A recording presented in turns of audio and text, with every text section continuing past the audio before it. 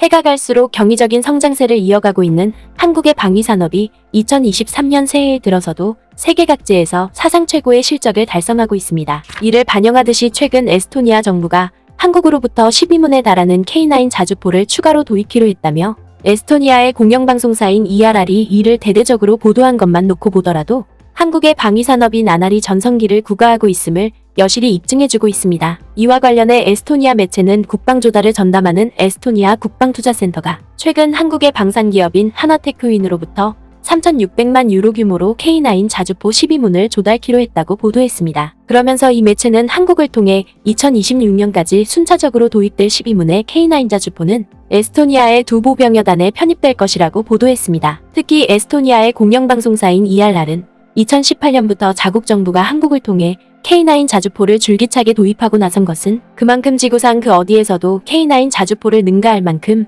뛰어난 자주포를 찾지 못했기 때문이라고 보도했습니다. 에스토니아 국방투자센터에 따르면 K9 자주포는 관통력이 높고 완전 추적이 가능하며 우수한 수준의 장갑 방어력과 높은 화력을 가지고 있다. K9 무기 시스템의 수명은 45년이나 달하는데 이는 에스토니아군이 적어도 향후 30년 동안 계속 사용할 수 있음을 의미한다. 또한 이 매체는 비단 에스토니아뿐만 아니라 유럽의 주요 국가들에서도 한국으로부터 K9 자주포를 추가로 들이기 위해 새해벽도부터 치열한 경쟁을 벌이고 있다고 보도했습니다. 에스토니아 외에도 노르웨이와 핀란드를 비롯해 폴란드 또한 K9 자주포를 추가로 조달하는 과정에 있다. 그리고 또 다른 한편에서는 한국의 방위산업이 이처럼 눈부신 급성장을 달성하고 있지만 현재 살얼음판과 같은 유럽의 긴박한 정세를 한국 측이 간과해서는 안 된다며 이를 우려하는 목소리도 적지 않다는 점입니다. 지난 1월 15일 유럽의 외교 전문 매체인 모던 디플로머시는 오늘날 한국의 방위산업이 유럽의 폴란드뿐만 아니라 북미의 주요 국가인 캐나다마저 매료시킬 만큼 세계 최강의 위상을 과시하고 있지만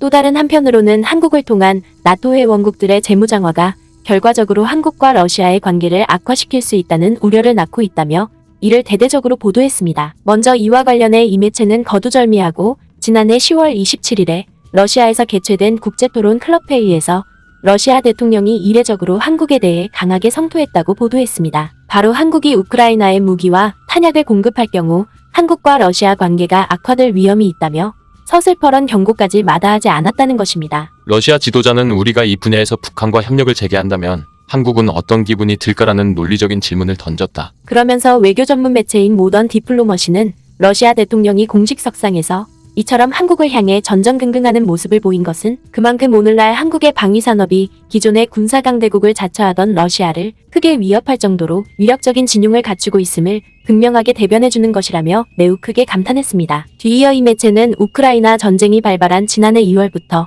한국 측은 우크라이나의 평화롭고 인도적인 물자만 지원하겠다는 입장을 천명했지만 현재 우크라이나와 그 이웃 국가들에서 한국제 방산무기 도입에 국가적인 사활을 걸고 나서면서 러시아 정부를 더욱더 불안케 하고 있다고 보도했습니다. 실제로 이 매체는 지난해 7월에 폴란드와 캐나다 정부가 한국으로부터 방산무기와 탄약을 대규모로 도입하겠다는 계약을 체결하자마자 세계의 주요 외신들이 이를 일제히 대서특필로 다룬 것만 놓고 보더라도 현재의 상황을 여실히 대변해준다고 보도했습니다. 이는 나토 회원국인 캐나다 정부가 한국으로부터 10만 발에 달하는 155mm 포탄을 구매키로 한 데 이어 러시아와 국경을 맞대고 있는 폴란드 정부 또한 마찬가지로 한국을 통해 흑표전차와 K9 자주포는 물론이고 다연장 로켓 발사기인 천무와 FA-50 경전투기에 이르기까지 다양한 방산무기를 도입키로 하면서 러시아와 전 세계를 경악시켰다는 것입니다. 때문에 러시아 정부는 만약에라도 이들 국가들이 한국에서 도입한 무기를 우크라이나에 지원하게 된다면 전세가 일순간에 역전되지 않을까 노심초사하고 있다는 것입니다. 그도 그럴 것이 이 매체는 현재 동유럽의 나토 회원국들이 기존에 보유하고 있던 소련과 러시아제 전쟁 물자를 우크라이나에 지원해왔고 최근 들어 이들 상당 부분이 소진됨에 따라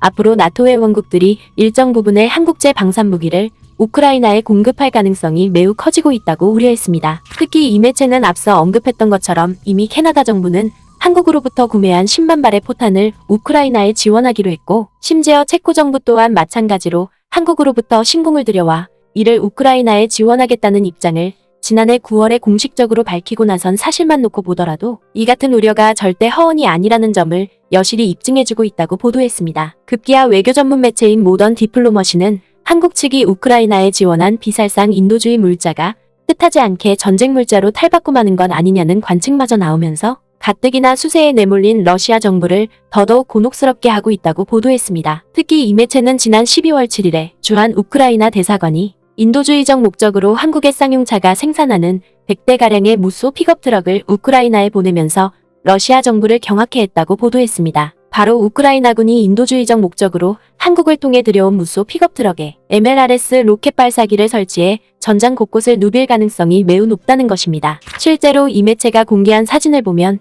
이미 우크라이나군이 여러 종류의 픽업 트럭 화물칸에 다연장 로켓 발사기를 설치한 장면이 잘 담겨 있습니다. 그러면서 이 매체는 현재 러시아의 위협에 맞서기 위해 한국으로부터 방산무기를 대규모로 도입하고 있는 나토 회원국들의 급속한 재무장은 결과적으로 한국과 러시아의 관계에도 짙은 먹구름을 들이우고 있다고 보도했습니다. 바로 러시아가 이에 대한 보복 조치로 상당량의 재래식 무기를 북한에 지원할 수 있다는 것입니다. 분명히 한국은 우크라이나군의 한국제 전투기와 탱크를 비롯해 탄약이 등장하는 것에 대한 러시아의 직접적인 군사보복 위협을 배제하고 있다. 그럼에도 불구하고 한국 지도부는 무엇보다도 현대적인 항공기와 장갑차를 필요로 하는 한국의 군사적 정치적 라이벌인 북한에 러시아가 실질적인 지원을 제공할 수 있는 충분한 영향력을 가지고 있음을 분명히 이해할 필요가 있다. 실제로 2015년에도 북한은 러시아제 다목적 전투기 구매에 관심을 가지고 있다는 보도가 있었다. 또한 러시아는 벌목 트럭으로 가장한 대형 차량을 북한의 인도주의 목적으로 공급할 가능성이 높다. 북한은 이를 러시아 측에 통보하지 않고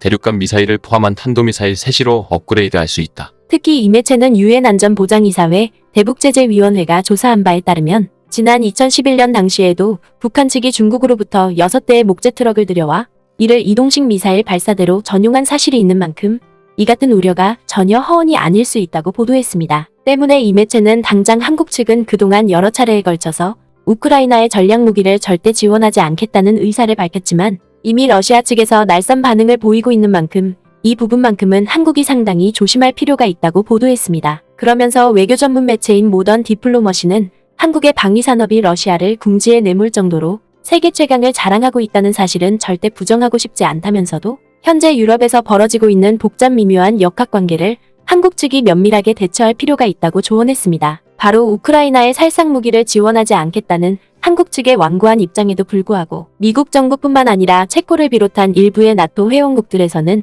한국제 방산무기를 우크라이나에 지원하기 위해 갖은 무리수를 동원하려 하고 있기 때문에 한국 측이 이를 확실하게 정리하지 않는다면 뜻하지 않게 한반도에서도 또 다른 분쟁 요소를 발생시킬 수 있기 때문에 한국 측이 유럽 각국에 방산무기를 수출하는 과정에서 각별한 주의를 기울여야 한다는 것입니다. 이는 달리 말해서 한국 측이 나토 회원국에 방산무기를 수출할 때 이를 우크라이나에 지원하지 않겠다는 다짐을 확실하게 받아낼 필요가 있다는 것입니다. 마지막으로 이 매체는 한국의 방위산업이 아시아 최고를 넘어 나토의 무기고로 호칭될 정도로 세계 초강대국의 위상을 뽐내고 있는 만큼 그에 걸맞게 방산무기를 수출하고 이를 관리해 나가는 묘미 또한 잘 마련하길 바란다고 보도했습니다. 결국 유럽 매체의 이러한 보도는 세계 인류의 위상을 잘 지켜나가기 위해서는 그만큼 유비무환의 자세를 잊지 말아야 한다는 사실을 잘 대변해주고 있습니다. 구네스북 영상을 재미있게 보셨다면 구독과 알림 설정 꼭 부탁드리겠습니다.